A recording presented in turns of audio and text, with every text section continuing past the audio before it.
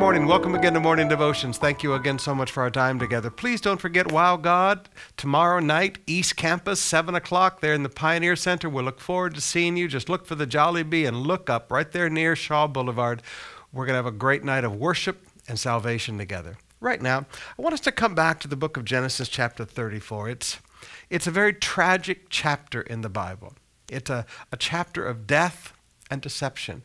It begins with the rape of Jacob's daughter Dinah and ends with the death of every man in a village and Jacob having to move his family away for fear that the other friends of these people would come and destroy them all.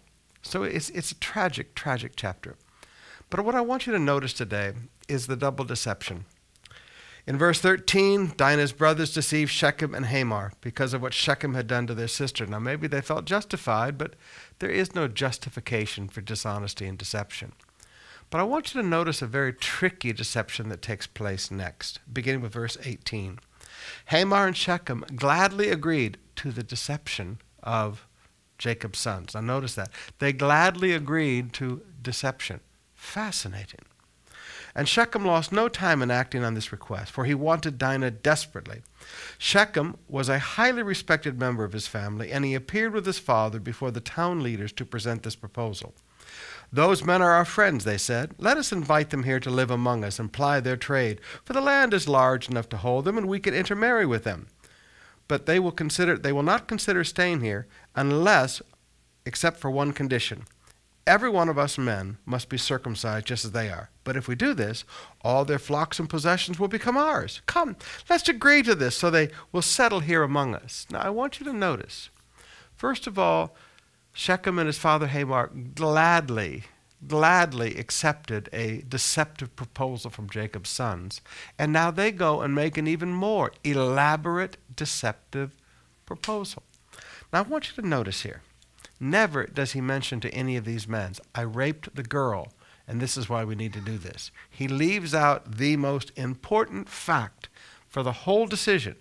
He leaves it all out. No one would see danger coming. No one would suspect anything unless he had put this in. But he leaves it all out. So he never tells about the rape. What does he do? He uses his position of great respect, verse 19. He uses their common experiences with these people. Hey, listen, these are nice people. These people have been good to us. We all enjoy having them around. He uses greed. Their flocks and herds will become ours. He uses the logic. There'll be no harm. The land is large enough. So he brings all of this to bear. His position of respect and influence. The common previous experiences that were all good experiences, their personal greed, the logic of no harm. He uses all of this, but he leaves out the most important fact that would have made people be more cautious. "I raped their sister." Now, brothers and sisters, you and I have to be very careful in life when people present us facts to guide our decision-making process. When they come to us for a decision and they present their facts. Now, you know what? Everything they may say is true, just like everything this man said was true. But what truth is being left out in the proposal? And there's the big thing about deception. What truth is being left out? Now, sometimes when people are pushing really hard for you to make a decision, you need to back up.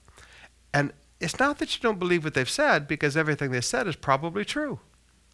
What one truth is being left out? Look for the "oops, I forgot that," and then you'll know where to be cautious.